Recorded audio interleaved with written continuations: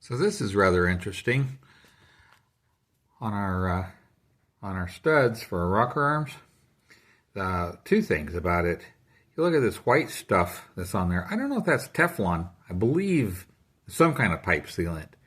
Of course, there's no coolant in these holes or any oil or anything, so you don't need to seal them.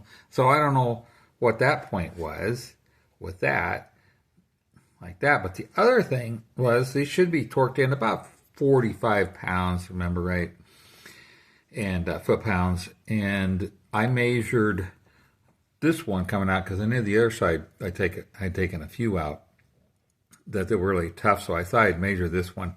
This one came loose at 148 foot-pounds. So crazy amount of torque on it. I don't know if he just ran them down with an impact wrench and stopped when it quit going or what it was, but way over torqued. And let's say thread sealant. Forgot the sealant on the head bolts, but put it on the bolts that didn't need it.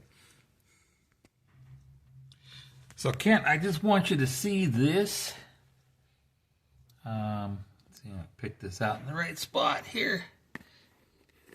So you see that light shining into that intake port right there? So what we got, come around here, other side, I got my Baroscope in there, which that thing is just looking at the top of that intake port right there. And I got it shoved down into the hole for the rocker arm stud. I don't know if I can shine that there or not. But the problem is it should look like that where it's bottomed out, has aluminum at the bottom of that hole. I don't know, these things were torqued down at around 140 foot-pounds. They're supposed to be at 45 foot-pounds. But I don't know if it was that. If you don't put the, I'll go around the other side again, explain it to you real quick. If you don't put a rocker arm guide like this in place, these bolts are long enough to, if you don't have that in there, it just has a gap there. If you crank that down without having that guide in place, it would do that. But what we've got is bottom of those holes are broke out on numerous ports going across. I think all of them so far I've seen is intake. So that's why, go back over here again, that he used sealer on all the bolts. I was wondering why there was sealer on everything.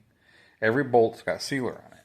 It's because it's broken into the intake port there, and so that is a problem, but not huge. I just probably just put Teflon tape on those, seal it down, just make sure that it's not leaking any, pulling any vacuum across, pulling a well across. That no danger of anything with that. But he did. He broke into the intake. Looks like on every hole. So I'll continue on.